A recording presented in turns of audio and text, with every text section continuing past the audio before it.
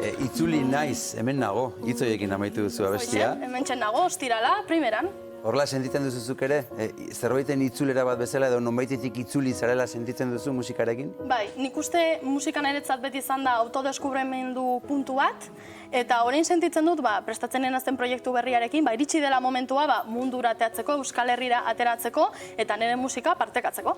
Goazen hasieretara, nola hasi zinen zu musikaren munduan, Allende?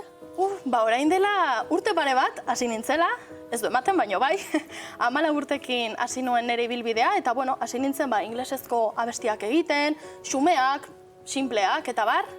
Eta, behin nitula 5-4 abesti esan nun, hau ikasi berko dut, grabatzen, edo ondo planteatzen, edo, pentsatzen hasi nintzen zer egin, eta horrela sortu nun nire lehenengo proiektua, nire lehenengo EP bat, abesti sinpleekin, inglesezkoak, eta orduan jarraitu nun konposatzen, puntu ontara iritsi arte, eta esan nun, igual, berkonektatu behar den nire sustraiekin, euskararekin, ez, Euskal Herrian gaude eta esan nun, igual euskaraz ere abesten hasi beharko naiz. Eta oaintxe nago, puntu honetan, euskal abestiak ditudan, eta proiektu berri bat prestatzen hainatz, osake, bai. Eta euskaraz abesten ari zarela, lortu duzu zu artista bezala eroso sentitzea, pentsatzen duzun hori nahi duzun bezala zabaltzea?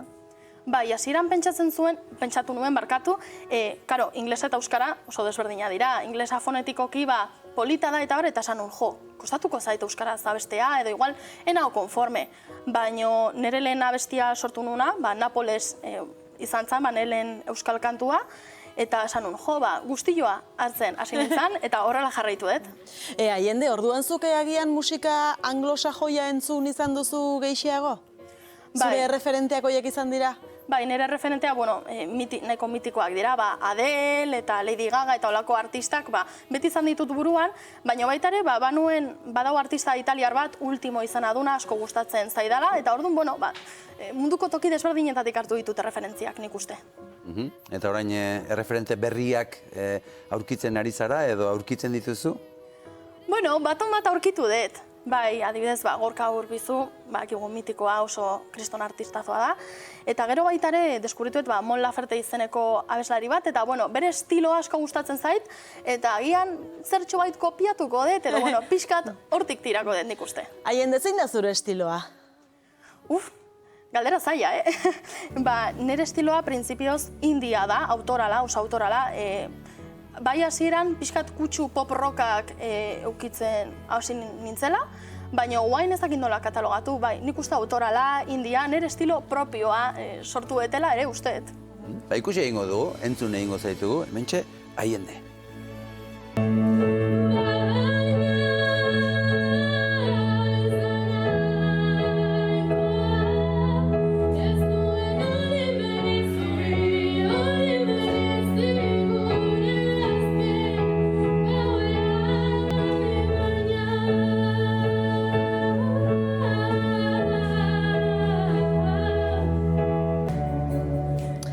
Zein da abesti hau?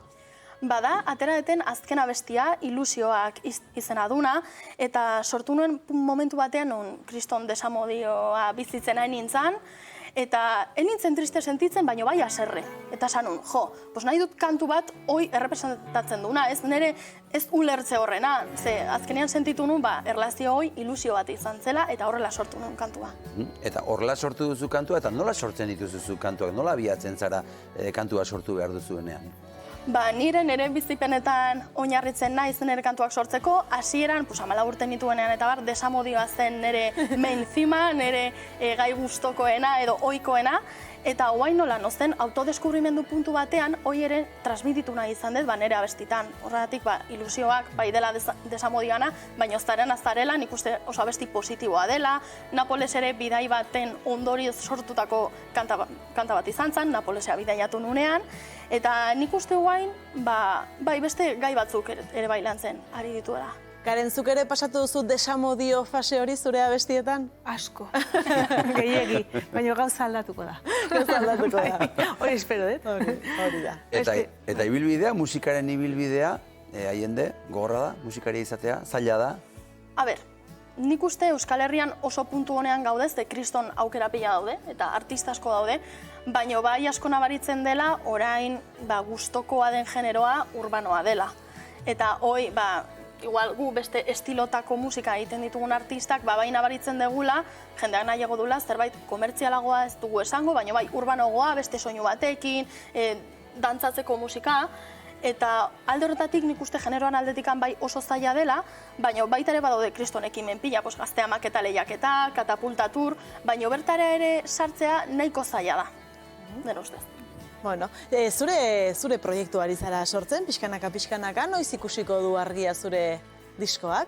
Bueno, oraingoz pixkat gelditzen da, urrengo urtean 2027an kaleratuko dut nire lehenengo diska, oraingoz ez dut ezer esango, pixkat misterio ere utzi nahi dut, eta nik uste izango dela nahiko potentea, nahi dut ja lan profesionalago bat izatea, ze, bueno, ni artista independentia naiz ere, orduan dena nik egiten dut, edo ia dena nik egiten dut, orduan nahi dut produktu euskaldun profesional bat sortzea. Zein da zure ametsa musikan? Nire ustez, musikataz alde heinean bizitzea. Ez da zaila, osa da, helburu nahiko, ez dut erreza esango, baina bai, argi ikusten detela. Eta noski, ez dakit, famatua izatea edo ez, niri printzipioz ez zait inporta, niri gustatzen zaidan edo gustatuko litzaidakena da, jendeak nire musikakin disfrutatzea, etortzea kontzertu batera, disfrutatzea, entzuta eta gustoa egotea. Baina nire helburua nire proiektuak itea, eta ez dakit, pixkat entzunagoa izatea ere, inkluso. Karen, erraza da musikatik bizitzea? Ez da erresa, ez da erresa. Azkenean, nire ogibidea adibidez pertsonalki da musika irakastea.